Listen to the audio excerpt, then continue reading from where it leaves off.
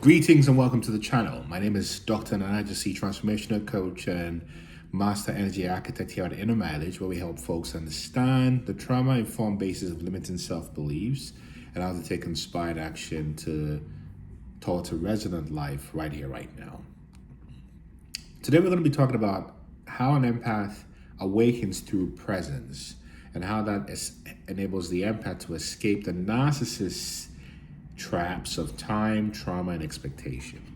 See, so we're diving into the physics of presence and why narcissists cannot exist where you are fully present. And in this paradigm shifting transmission, I'll show you how living in the moment and releasing expectations are not feel good phrases, although they are, but they are multidimensional technologies of liberation.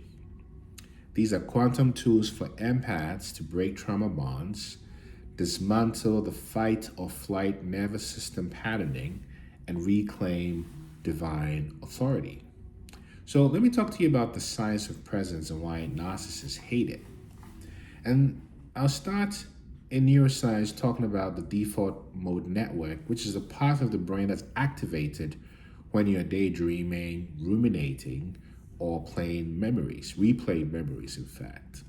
And in survivors of narcissistic abuse, the default mode network, also known as DMN, is hijacked and becomes overactive, disordered, and looped in emotional flashbacks. And you have to realize that abuse programs your nervous system to remain in sympathetic arousal, meaning fight or flight, or dorsal vagal shutdown, meaning freeze or collapse. Why? Because the narcissist, you guessed it, thrives in instability. And your dysregulation keeps them regulated. This is known as externalized homeostasis, where they outsource their nervous system to you. So when we visit polyvagal theory by Stephen Porges, he explains this further by talking about the ventral vagal state, which governs safety. The vagus nerve is in here, right? And it governs safety, connection, and love, and is only accessible when the present moment is safe. Meaning that the narcissist's entire strategy is to rapture safety through gaslighting, future faking, and love bombing. These are all tactics of temporal hijacking.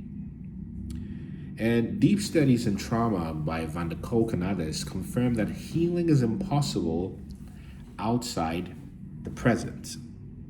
Healing is impossible outside the present. Meaning, when you're mentally in the past, thinking about shame or regret, or the future, fear or fantasy, your nervous system cannot calibrate. So your biggest rebellion as an empath is to return to now. Because presence is the energetic state that the narcissist cannot control. And when you think about the physics of now, time isn't real. So from a quantum physics standpoint, linear time is perceptual. It's a perceptual artifact. Because in the quantum field, which is the nature of true reality, not Newtonian reality, the past, present, and the future exist simultaneously as probability waves.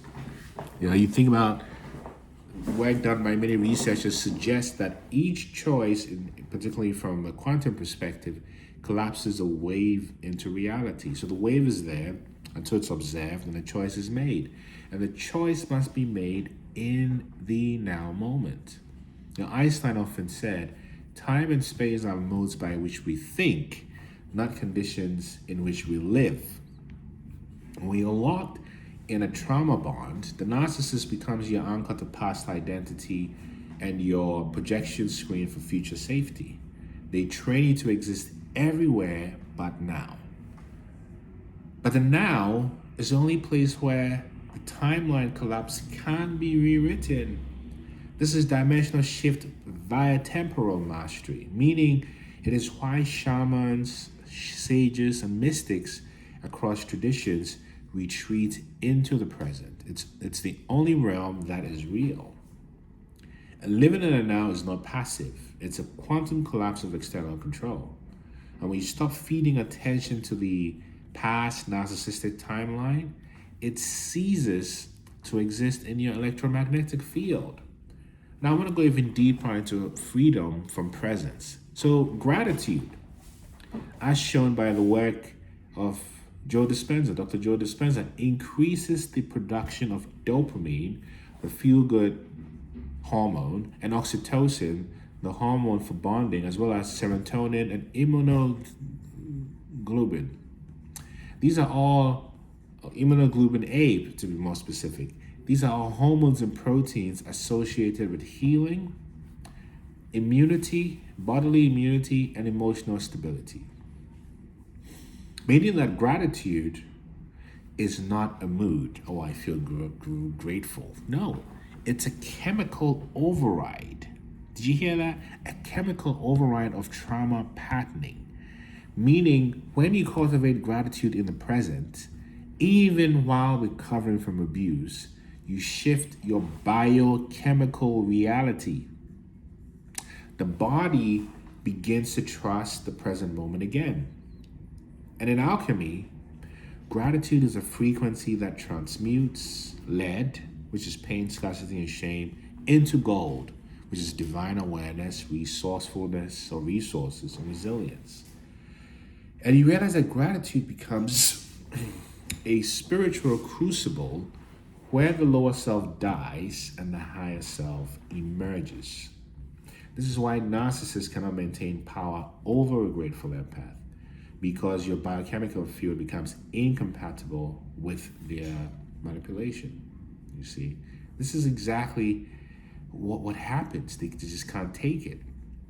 So you realize that part of gratitude is to understand that expectations are energetic contracts with hidden fine print, meaning in abusive dynamics, right, expectations become emotional investments into the future the narcissist never intends to fulfill.